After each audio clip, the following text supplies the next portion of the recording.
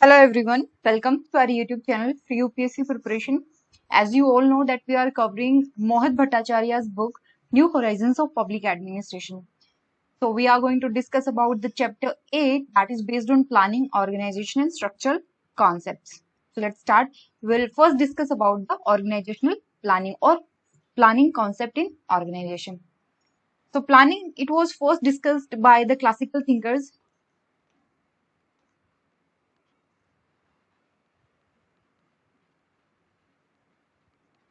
The P stand for planning. Planning, as discussed by classical thinker, it was the prominent concept for them. They discussed this thing in detail. But after that, administrative planning is very rarely discussed and followed in administration. For example, Herbert Simon discussed about decision making. Even Chester Bernard also talk about decisions. But the later thinker, they did not even talk about administrative planning. And even today in the 21st century, we are more familiar with the economic planning and know very little about the nature and method of administrative planning. And if a particular person, particular administrator does the planning, then planning is considered as the personal skills of that particular administrator. It is not considered as transferable knowledge. It is merely a personal skill acquired by a particular person. That means if you are an administrator and you can plan, that means the planning is your personal trait. You have acquired that skill. It is not considered as something a transferable knowledge. Okay, so that is the thing that we are not focusing on administrative planning as of now.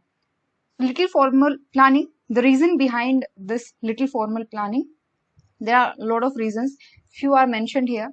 There has been an opinion, a body of opinion basically.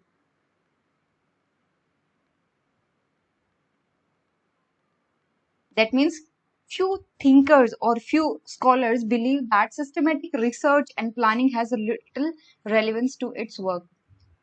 And we do estimate planning when we design the budget. We do some estimates, and on the basis of estimates, we plan what we need to do. Okay, so that is called estimate planning. Estimate planning has been accepted as some sort of planning. And the second thing is that lack of clear objectives and standards against which achievement could be measured. We do not have the clear objective. In the last chapter, we discussed about the policy. And the very first thing to design a policy is to have clear goals. So we lack clear objectives. Although there is difference between policy and planning, but we'll discuss about that. As of now, just try to understand that there are lack of clear objectives. We do not have the standards.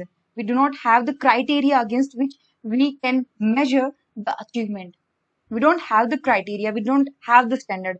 How we can achieve that? Lastly, we have discussed that there are goals, and if we have goals, we can achieve the goal achievement. We can measure the goal achievement. That means we can measure the effectiveness. If a particular policy measure is effective or not, we can measure that. Why? Because we have certain standard goals. We have the criteria. We have the standards. So there is a lack of clear objectives, and it led to the little formal planning. Fine. Moving further, why there is a need for planning? We all need to plan, but why? Why there is a need to plan by government? Why every department or ministry need to plan? The socio-economic and political environment of government today is never a static thing. There are a lot of changes happening as of now. For example, Even the government we choose is for 5 years. So there is no stability in objectives.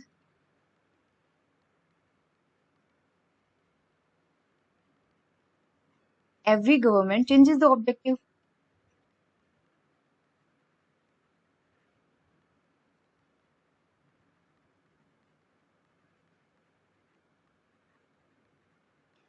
And the society is rapidly changing. The same goes for our economy as well. And our political environment is never a static thing. Resources are always scarce, and for the developing country, it is a major issue. It is a major issue that you have limited resources, and limited resources have to be allocated among competing alternatives to maximize production and all-round social satisfaction. For particular sector, for example, if you want to eradicate the poverty, your objective will define, your goals and objective will define to which sector you have to provide the resources. Fine, if you want to eradicate the poverty, how you are going to eradicate that? Are you going to provide them employment, or you are just going to provide them direct benefit, or you are doing by Manrega? What is your plan to eradicate the poverty? That will define, that will allocate the resources now. That is why planning is important, because for the distribution of limited resources among the competing alternative, so that you can maximize the production and you can maximize the socio-economic development, you can achieve the development, and for that you need planning, formal planning. So let's understand the nature of planning. First of all, you have to make policies, and planning follows policy making.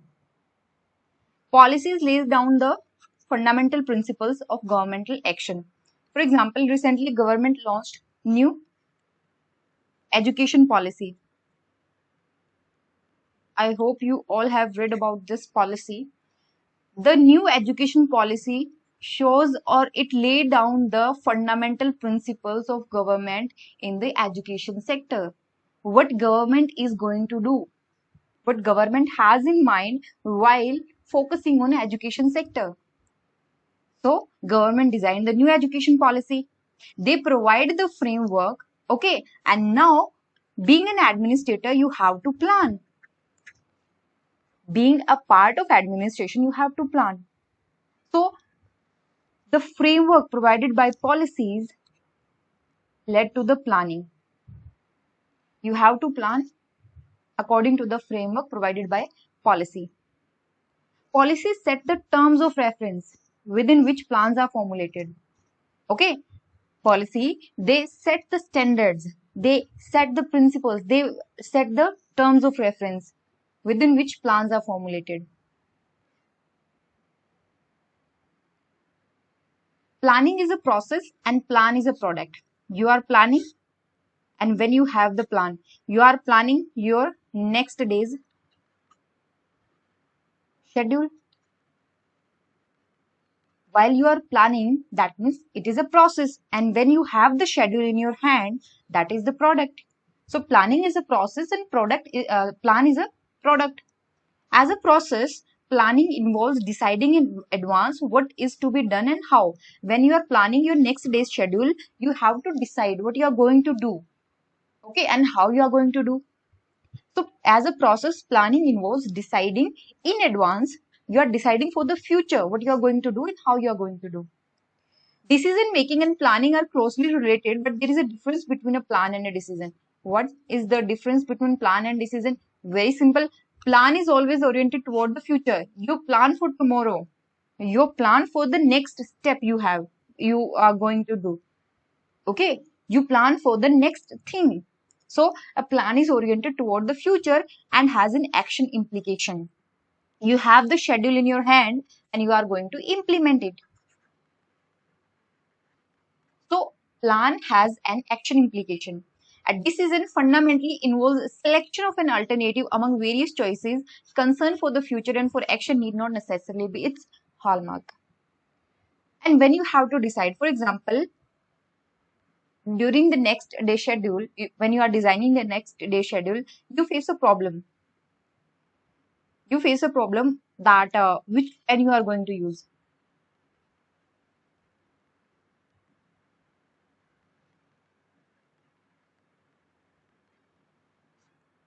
And that does not concern the future. Okay, you are just thinking about it, and that is very random example. Actually, when deciding for a particular situation, you have to choose like what notebook should I prefer. Like I should go for yellow one or for red one. I have two alternatives.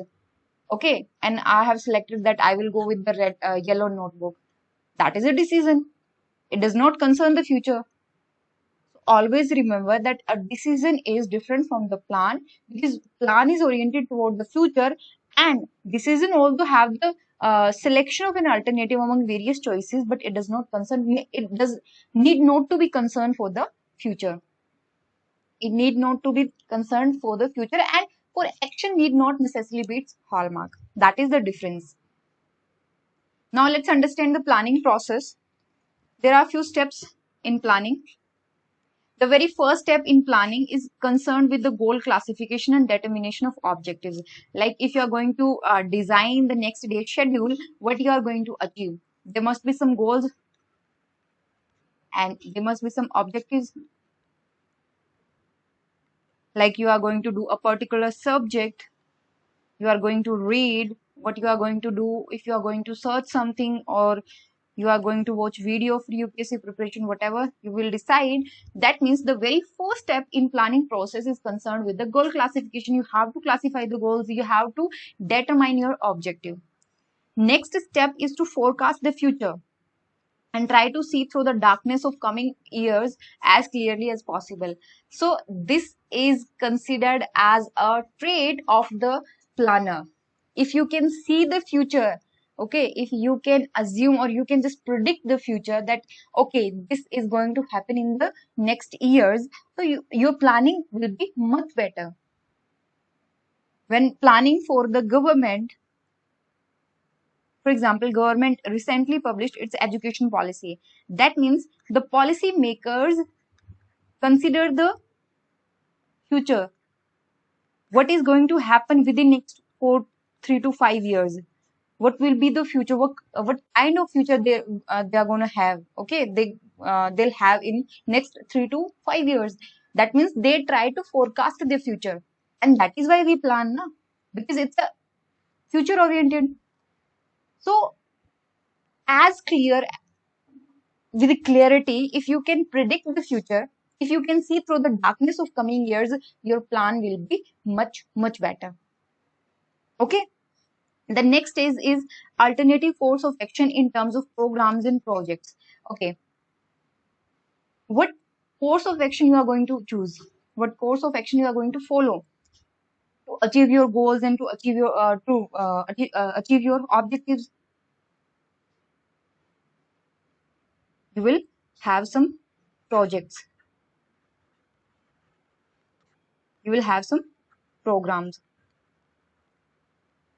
For example, if government want to eradicate the poverty, okay, let's take an example. For example, government want to eradicate the poverty, and to eradicate poverty, that is the goal, that is the objective.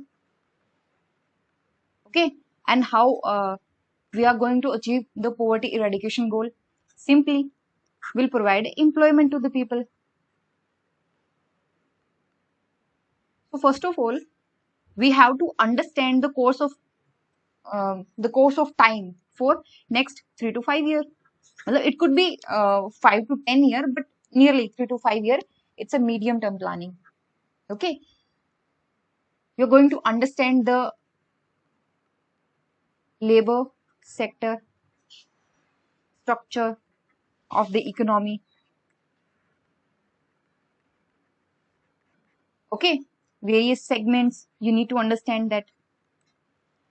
And you have to choose that how you are going to provide employment to the people. Are you going to provide them skills, or you are helping them in opening their own business? What you are going to do? That is the concern, na? So there are alternative course of action, and we have to choose one, because according to our course of action, according to our selection, we are going to distribute the resources. For example, government selected Skill India,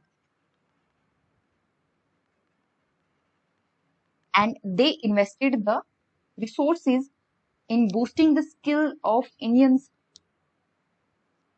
They want to establish, they want the young person to establish their own business. So government focused on the Startup India. That means now we had to allocate the resource according to our chosen path. The next step is arrangement of resources to back up the course of action. We have to arrange the resources. We have to arrange the finance. We have to arrange the human resources. Another step concerned with organization planning, including planning of method and procedure. For example, if government, let's come back to our education policy. So government think that it okay, now we have to modify the education ministry. Earlier it was HR, okay, Ministry of Human Resource. Now Ministry of Human Resource Development, HRD, Ministry of HRD, and now it is Ministry of Education. That means government changes the organizational structure, and that is called organizational planning. You have to plan the organizational structure, what kind of organization you are going to have to implement your planning, to implement your administrative planning. You have to go with the planning of method and procedure. Okay, and the plan procedure contains a built-in arrangement for reporting and feedback. You have to build a reporting mechanism and feedback mechanism. Let's add some knowledge here. Let's add some point. We all have read about the system theory, right? We read about the system theory. Let's draw a diagram for system. Input, process, output, and here comes the feedback. And consider this thing, that planning is not static, and that is why we have introduced the feedback mechanism. We have introduced the reporting mechanism in our planning process. So that's how you can link the system theory and planning process. You plan that you will study public administration tomorrow. Okay, but you should have the alternative course of action. For example, next day there will be a guest in your home. Now you cannot go with your original plan. That means there must be some changes in the original plan, but your goal should be the same. It's not like that you are not going to study public administration next day. You must study public administration. The thing is that now you have to change your path. You have to change the course of action. You have to change, you have to opt for another alternative. Okay, and how this is going to be? By the feedback mechanism, by the reporting mechanism.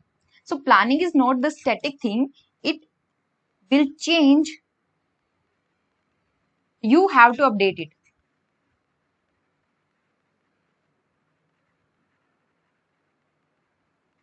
Okay, so that is all about the administrative planning. We have discussed a lot, and mainly in this lecture I tried to um, provide the lecture for English medium student as well. If there is any other mistake, please forgive me. Okay, And please let me know if there is any other suggestion you have, and any other problem.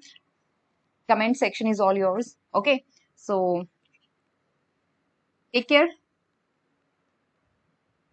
and see you soon with another lecture. Take care. Thank you.